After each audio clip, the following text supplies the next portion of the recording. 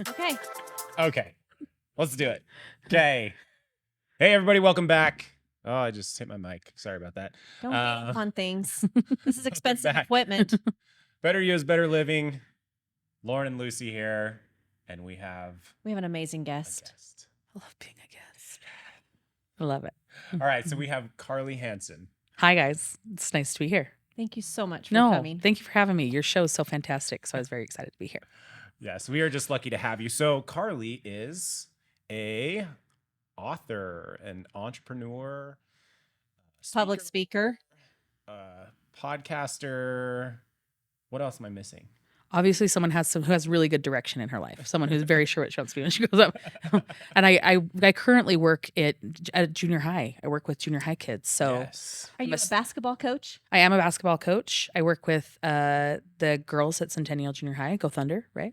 and then I also work as a student success coach at a different junior high here, and work with the kids on their grades and do some tutoring and help with some social issues. And What social issues did you help with today? there was a boxing issue, and not a school sanctioned boxing issue in the hallway. Fine.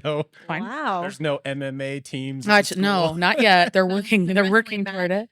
But I said, hey, I can only be so involved. I've got stuff to do later. I've got my hair's done. I cannot get blood on my clothes. Well, Generally, you made it. Thank you. It was by the skin of my teeth, but Yeah. or skin of someone else's teeth, I guess. But Yes. it was good. It was a good day. It was fine. Everybody came out alive, and we're fine. So Oh, good. yeah. It's Friday, so Oh, thank it'll you. be Yeah, a nice little break. for sure. Anyway, so I'm really glad to be here. So, Awesome. So me and you go way back, yeah. right? Yeah. So we go back to, junior high school, Right. snow college days. Yeah, particularly Snow. Like Yeah, that I was the- I knew Lauren in high school. He was much cooler than I was in high school. No, Yeah. it wasn't. I did a lot of homework, and he, Did not. I think he did, hung out with friends. Yeah, he did not do a lot of homework. I did not. True. And then we both went to Snow at the same time. And so since we were from the same hood, we carpooled when it was time to come home. It was Yes, a we lot. We spent a lot of time in the car. Yep. I remember specifically the drive that you told me that you were falling in love with your wife. Did I? Yeah. Because you were like, I've gone out with this girl a couple times, and you told me who she was, and I actually grew up next, like a house away from her, like a cul-de-sac away from her, and I could not have been more flabbergasted, because I was like, what? That doesn't, and it just is like the most magical thing. Anyway, I specifically remember that. Wow. We had a lot of fun Yeah. conversations and drives. and stuff. Sounds like Yeah. You need to go out to dinner with, his wife. Oh my gosh, she's Share the story. just the most blessed She's a person. doll. She's wonderful. Yeah, I Yes. love her, Yes. and I'm so glad. I'm so glad it's been the best thing to watch. But yeah, we go back Yep. a million years. So Yep, we do. So tell us about what you did. So went on from Snow College. right. You graduated from there. Yep. And then you went to Weber State. Yep. You graduated from there. Yep, with a degree in communications and a minor in sales. Okay. And then I went, like most people do, and got a job that had nothing to do with my degree, right? So, too. yeah. If you're a communications major, that Right. seems to be what happened. Right. It's like, okay, so I can write good emails in any industry. But I ended up getting into marketing, specifically online lead generation in education. So we worked with a lot of proprietary schools, managing their lead flow and getting them students to come in. I did that for a lot of years, planned media, did budgets and stuff. And then we eventually, after a couple of jumps and steps at different places, started our own marketing company and did lead gen in the insurance space and education also, and ended up selling that company in my early 30s and kind of pseudo retired, I guess, around when I was like Which is 32. awesome. It was awesome. Yeah, it was awesome. I had 2 little babies at home, and so it was nice to be able to be home with them for a few years. And in those years that I was home, I wrote a book called Peas Are Gross, and it was just it's just a satire. Yeah. And especially when you grew up like with canned peas, right? Like it's not fresh stuff. Like, oh, it's I cannot eat them to this day. Frozen isn't much better. no, but our moms No. believed in that. Like in the 80s, the moms were like, no, and canned carrots. canned Yeah. peas, so gross. Disgusting. Can I tell you a story? Yes, about that? please. So my mom, make you eat your veggies, Yeah, right? yeah. So as kids, we try and sneak them back. So we would be sitting there at a table. Hopefully, mom's not looking. You'd just like Yeah. dump it back. I got busted, Oh no. and she made me eat an entire can. Oh. Sit there at the table and try and eat entire can, like cold, like even. Oh. That just makes my gag Yeah. reflex Exactly. triggered. Exactly. I can't do peas anymore because of that. Like it's just. Thanks, Mom. Yeah. I'm glad So- to be in good company because that's my trauma too. It's not. Yeah. There were many nights I fell asleep at the dinner table, having not eaten my Right? peas because you can't go anywhere until you're Right. done. So. In our household, it was Brussels sprouts. So Okay. I don't know what's worse. They're both pretty bad. Yeah. But Childhood trauma Yeah. making its appearance. Yeah. So I wrote that when my kids were very little, and then when they got a little bit older, I decided to go back to work. And in the meantime, I do some writing. Like I have some freelance work and do writing that way. And decided to go back to work, and had kind of fiddled around with doing that from home. And what do I do? So I started a clothing company where we just design custom clothes for small businesses, mostly because it's so dang expensive to print 2 shirts. Like you don't want 60, and I don't want my name on 700 pens. I just want 10 pens, So we started kind of doing that. And then at the end of 2018, I'm not really even sure what happened other than my brain just kind of taking a break. I started having panic attacks in my sleep, and continuing when I was awake, and I was diagnosed with generalized anxiety and started the therapy track and started on some medication, and was really like, I was broken at that point, just because like I thought of all the things in my life, my mind would be the one thing I could like lock up, and would never be a question, and I would be sane until I died at 160, I was sure. And so that was really traumatic for me. I knew that as I was healing and kind of going through that stuff, I felt a really strong sense that I needed to write all of my stuff down. I just needed to write everything down. I've always loved to write, but usually in this satire sense, like I use humor to cover all the things, and I felt like I really needed to write everything down. And so I did that and ended up putting a memoir together of my experience with anxiety and the diagnosis and all the things. And there she is. There It's it called How the Light Comes In. And it really is just, I know there's a lot of books about anxiety on the market, and most of them though are from a clinical perspective and what that looks like from a doctor's perspective, how to get through that, kind of the diagnosis itself and treatments and stuff. And I really wanted to let people know that that emotional side and that personal side is something that they're not experiencing by themselves, that people are going through these really hard things that try their family and their sanity and their faith and everything really that you've known. It rocked my world, right, for a long time. And I'm grateful that I was able to document it all and really get it to a place where I could, I'm not healed. I'll never be healed from this. I'm living with generalized anxiety, but I'm living with it. And that's the great part, right, is that I can still live my life with this really hard thing. And like most things, I think in our lives, you come full circle. After I wrote my book, I ended up getting this job at the junior high and working as a student success coach. And I would say probably 85% of the kids that I work with have some sort of trauma from their childhood or anxiety or depression or things like that. And it's really allowed me to come to a place and come to the table with them and teach them that it's okay and that there's hope after a breakdown. There's hope after struggle. And anyway, so that's what I do now. And I also coach basketball and continue to run my clothing business, sort of. I mean, with my left hand over here. And I write pretty frequently. I have some contracted writing jobs. And so just busy. I mean, it's just busy. It's amazing. It's good. So It's amazing. I think it's so incredible to hear people's backstories and to learn the journey and just the different things that they've experienced and the different things they've touched on. And you collect all of that. You collect sure. all of those things. It adds to your life. And like you said, it brings you full circle, and it's positioned you in a place where you are going to help so many oh, you're sweet to say people.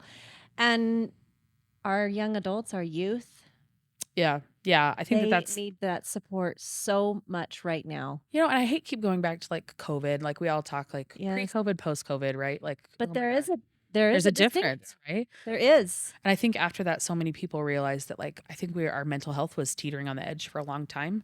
And then you see something that traumatic and that costly to our families, our surroundings, our jobs, everything, and we are not taking great care of ourselves. Right. And so there was a lot of struggle coming out of that, the other side, me included. I was not exempt from that. And so I don't know. It's interesting. It's interesting to understand that everybody has some sort of a backstory. Everybody's working off of something that we're not aware.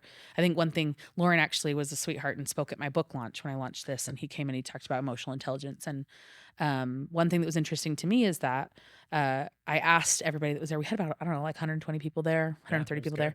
And I said, how many of you knew I was going through this when I was going through it? And there was maybe one table of people, right? It was like my mom and my husband and my poor kids, right? And I said, it's interesting because I went through enough to like fill a book literally, and none of my closest friends knew that it was happening. And I told Lauren this before too. I don't know if you remember this, but they, right after I was sick, that very New Year's, Lauren and his wife invited us over for New Year's. And my husband was like, we got to get out of the house. We got to do this. We got to go. And I remember that night so clearly in my head, and it's all this like dream because I was not in my body while I was there. And they didn't know. They didn't know that I was like on the verge of collapse, right? But I think it's interesting what you say, that it's like you just don't know what people are bringing to the table most Right. of the time, right? Right. Like you just don't know what bricks they're standing on that have gotten them where they're at. Right. And so that's why I think what you're doing is so beautiful on this show, right? Is to better people's lives, and they will live better. You got to take care, and you've got to be aware that everybody's bringing something to the table. So Right. And you never know what it is. And it's really easy to just make these assumptions that everything is great Yeah. and ideal in their life. Mhm. You're incredibly charismatic, and I've seen you speak on stage, and I was taken in just by your energy and the way you tell stories. you're And sweet. I wouldn't have ever, Right. Yeah. right?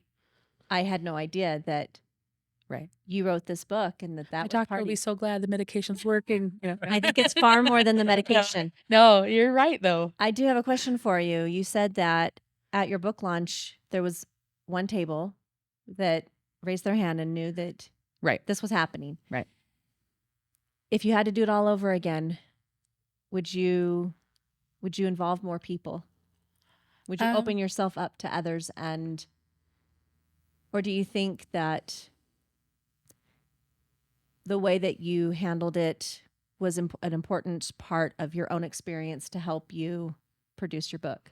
So I think, I mean, hindsight's 2020, right? I can Right. look back and I think everything did happen for that reason. And, Right. but yes, I would. And it's interesting because I've spoken on anxiety and spoken on this journey of mine several times since. And I can't count the number of people who come up to me afterwards and say, 30 years, 25 years, 20 milligrams a day. Right. And how that has broken barriers with people being willing to talk about that and talk about those feelings that are sensitive. That was terrifying to put that out because it's everything that I hold vulnerable in my Right. life. And I have tried really hard to be charismatic and happy. And that was my role in our family, right? I was the happy kid and I was the problem solver. And I remember when my mom took me to therapy the first time, I had been in the hospital and like I was on medication, so I couldn't drive. My mom took me to therapy and just inadvertently said to my therapist, "Can you fix her? We kind of depend on her." And my mom was saying that so lovingly, Right. but I think it pointed to the fact that like that's what I had been with, right? Right. And that was my role in our family. And so I do think keeping it to myself was part of my journey and part of my growth, but I wish this was more of an open conversation, that people were more willing to talk about their mental health. And I'm not even just talking people who are medicated or who have to go to therapy, but this is an everyday stroke for us, right? Like 100%. I wish more people were willing to talk about how they're feeling, really, really feeling, and not just slapping on a smile and going about their business, you know? 'Cause that's So- like the emotional intelligence piece, Sure. right? You know, it's like understanding ourselves, understanding others, and then managing that impact. And Yeah. if we do that, then everything's just better. Right. We can work through these issues or whatever. Right. One thing that I've learned since all of this and kind of processing it on the back end is that you have to know your limits and you've got to know your triggers. And that's one thing that I've heard you talk about several times too on the show and just out and about is that you have to know yourself. If I would have known that, if I had known myself better and could have seen that coming, I maybe could have prevented it, whether it be months or weeks or even years earlier, taking a stand, and whether it's putting up boundaries or understanding that it's okay to talk about these things or making changes in my life. I think that I maybe wouldn't have hit the point that I did, and so that's been one thing, that emotional intelligence piece of really knowing you and knowing what your limits are, your capabilities, your strengths, and even your weaknesses, really, to be honest, and being able to navigate that. Yeah, I think and we talk about that, and that can be kind of a scary conversation with yourself. Oh, for if sure. you will, at first, and really, like, you got to be brutally honest. And Right. we've talked about this before. Just it starts with being brutally honest with yourself and having a conversation with yourself, and just really figuring out, like, in whatever circumstance, like, why do I feel this way, or what, why am I acting this way, or whatever. But yeah, it starts with yourself. I think so much, and I think sometimes a lot of what we do is based on expectations, right? Like, am I filling this role because I'm expected to be this way by the way I grew up, by my siblings, by my parents, by my friends? Like, my spouse expecting me to be this way, versus what do I really want to be, and how do I really want to feel, as opposed to just pacifying, right, those roles that other people put on you and the expectations they put on you. And I think that that was a big issue for me. I was a 38-year-old extrovert, right? And now I realize I don't even really like people that much. No, I still enjoy good company, but I don't think, like, I spent a long time being the default clown in the room, and there's way more to me than that. And I felt like I was suppressing that for a really long time in order to make other people comfortable, and that's not necessary really anymore. Right. So going off of that, what would you say? Like, what would you say you are now? Where are you at now? Like, what? I think as I've grown, I've come to like myself more, and so I think part of me being such an extrovert for all those years is that I was uncomfortable being with me. Okay. And I Mm, still that's love deep. people, like, Yeah. I still love being around people. I still love to have good conversation, but I'm not afraid to be alone anymore. And I'm at a place where I feel like I'm good company, and I can just be with me and be truly genuinely happy. And that's really been a huge change for me, a huge shift. So That's awesome. now I'm getting all teary talking about That's that. I don't think I've ever beautiful. said it out loud. Oh, anyway. That's awesome. Yeah, I mean, you're incredible. You're sweet. Absolutely. You guys are great. Yeah. And just what a gift to be able to, to get to that place. I think a lot of people aren't comfortable with themselves and don't really know how to get there. And Yeah. so to be able to say that and to know that that's where you're at and to love and to like yourself, I don't think I can imagine a greater feeling. Yeah. And it's not cocky, it's not arrogance, it's not rooted there. It's rooted in acceptance and self-love and compassion. And when you have that for yourself, you can offer that to others. And 100%. others feel that, and then they can feel safe to be themselves in your presence. And so it's truly a gift. It's a light and an opportunity to pave the way and show others how to come to a space where they can make peace within and learn to love and care for themselves properly. So good. I think I always say to people that it isn't about perfection, and it's not. I don't Right. like being around myself because Yeah. I'm so awesome. Like, Right. Like I I like said, it's not cocky or right. arrogance. I recognize I But would you're rather awesome. well, thank You are. Thank you. No, I would rather be authentically flawed, right? I would rather be I like that. 100% me and see all that comes with, even the yucky stuff, than try to be inauthentically perfect. It's too much pressure. I'm too old for this. My Yeah. knees hurt too It's bad. not achievable. Right. And I It's think not achievable. and I it- think the longer you shoot for that, the more you bury yourself, right? That I'm trying to be perfect for all these people that are around me, and I'm burying the real me. And when you get to a place where it isn't about perfection, it's just about sitting with yourself and being like, I know where my strengths and my weaknesses are, Yeah. and I'm okay with those. And I want to work to better myself, and I want to be better. But I'm not going to not be me for the sake of perfection, I guess. Anyway. I love it. Yeah. And that becomes just this beautiful journey. I get giddy about it, honestly, because I want to be around people like that. I want to be Mhm. around people who know who they are. They're comfortable with that. They're interested in becoming a better version of themselves, but staying true to who they are. Absolutely. I often say, strive for honoring yourself without dishonoring others, and that is applicable in all things, right? People think that just applies to having, resolving conflict, but it's applicable in all things. And so I just think that growth and that journey it's a beautiful tale. It warms my heart. I love you. Oh, you're so sweet. That's You're where so I'm at. sweet. I'm over here fangirling. I'm like, I don't even know. This is my favorite. So They're gonna cut me out of here and just have the two of them. No. So I think it's incredible, and I just really appreciate you sharing You're sweet. sharing that. I think I don't bring anything more to the table than most people have been through except a book, right? I was Well, a nerdy enough willingness write to it talk down. about Yeah. it, Yeah. and to And be open. yeah. And the authenticity that you Yes. talk about, like that's what's so great about it. Like I read it in, golly, 7 minutes, it probably. was pretty. I'm Pretty fast. I'm a slow reader, but I read it in like a night, maybe two, but because it just sucks you in, and it's just like I can imagine, there's so many. because she's so so much articulate live.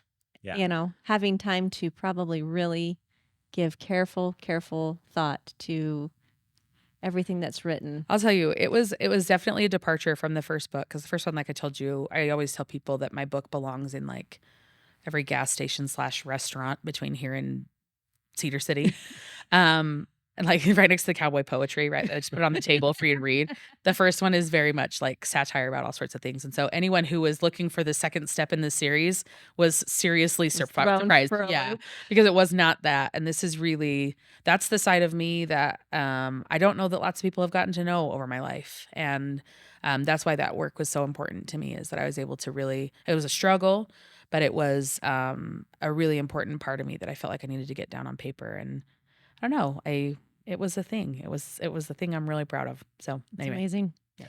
So can I ask you, for, let's say someone's listening to this and your stories relating to them, hmm if you could make a suggestion or offer some advice or some perspective, but you could only leave them with one nugget, yeah, right? Maybe it's, how do you take that first step, or what's the right step, or whatever Sure. it may be. sure. Is there something about your journey that has stood out to you more so than anything else? Yeah, I get teary when I think about this too, because I needed to hear this from somebody who had been through it, and nobody had had this conversation with me before. Because like, I don't know, when I was sick, my dad, I think a lot of people get this from parents or from others. My dad's just like, just think about happy things. And he wasn't trying to be sarcastic or naive. He just comes from that time when it's just like, pull up your bootstraps, you're gonna be fine. Like, there are worse things. And believe me, if I had control over my thoughts and could just think happy things, I would have been on board. I would have signed up a long time ago, right? But I needed somebody who had been through it to just tell me it was gonna be okay. And because it didn't feel that way. And the people who told me that had never been through it, it felt really trite. Like, it felt really like kind of just cuffed, like it's gonna be okay. But it really is. It's really gonna be okay. And the sun comes up tomorrow, and you're gonna keep having bad days, and that's hard. But they're gonna get less frequent, and it's gonna be okay. And I know that sounds really surface. I wish I could be like, this is the medication you have to go on. I am not a doctor. So, but I need you to know that it will be. It's gonna be okay. I love it. That's awesome. That's good. I just want to share, there's so many good quotes in here. And I keep looking for the one because I want to quote it exactly, but I can't find it. Oh my gosh, paraphrase. Let's see how you do. So paraphrase here. Let's correct me go. if I'm wrong. And it says, if we could all be, if we could all see each other as a mosaic, all these pieces just brought together, Yeah. then we would be more, kind, more gentle, more thoughtful. Yeah. And It's so kind of good. let that light in. Yeah. Yeah. Yeah. Which is yeah. how the Let title the came light to in. be. Yeah. Yeah. And we would, all be in a much better place. So, Yeah. So there's an old song lyric that this originally came from, where he talks about it's Cohen, and he says, there is a crack in everything. That's how the light gets in, right? And I changed my title to How the Light Comes In, because I think when you invite, coming in, it means an invitation, right? Like you have to do something. It's an action word, and it's not just getting in, but it has to come in. You have to let it come. And I really truly believe that. And they're talking about how we are all, like we talked about this earlier, we're all made up of these broken pieces, and we just don't know what bricks we're standing on. And I think when you go through something really traumatic and hard, you start realizing, like, I can't be the only one who's gone through this and who has some sort of like broken offering to bring to the table. But in itself, that brokenness can be so beautiful. When you see the colors and the pieces come together and that light comes through, that it's like, oh, this is way better than it would have been if it was in one piece, And I think it So will make us more true. grateful and That's so graceful. good. Oh, anyway. Oh, It's that's awesome. beautiful. It is. And it's It so really is. true. It's Yeah. so true. Anyway, Well, you did good. you're The paraphrase was so good. Thank you. Yeah. Thank you. I Yeah. tried. I'm gonna print you a shirt with the exact quote on it. Just Yeah. so you I will wear it. I rep your You'll brand. never forget it. Never again. Never again. No. No, I appreciate that. That's one of Yeah. my favorite parts too, actually. Yeah, I So- love it. So thank you. It's just great. Just great. You're the best. But I just want to thank you for coming on the show. It's been great. Lots of good stuff here. But yeah, remember, elevate your existence, right? It's good stuff. So we'll be back next time. Yeah. I'd love to have you back. Oh, I would love Can it. we Yeah. just chat some more? Yeah. I'll do my hair again. We'll have an Kind of a thing. part 2, or Yeah. Lauren could do his hair? Yeah. I'll do my yeah. hair. What if Lauren does my hair? I could do that. Are we getting out scissors? No, nope. Okay, Okay. I'll do my own hair. Listen, Perfect. I no. can Perfect. Maybe razor you- blade. Yeah. All right. He's Yeah. out. Yes. No, yes. I can do hair. Come on now. I could do hair. I'm He's good a at girl it. dad. Yeah. Yeah. Yeah. I do it. We'll check with sometime. your wife first. We'll see. We'll do some due diligence before we invite you to I'm that good. party. Maybe we should just have a show and I'll do your hair. Ugh. This is taking a Oh. hard left turn. I- Hard left turn. I think we should wrap it up. Okay, fine. All right. Well, thanks everybody for listening. It's been a great episode. Better You is Better Living with Carlee Hansen. Where can you find? Amazon, Barnes and Noble, All right. CarleeHansen.com. All righty. Thank you. Okay. Thank you guys so much. Thank you. We'll see y'all later.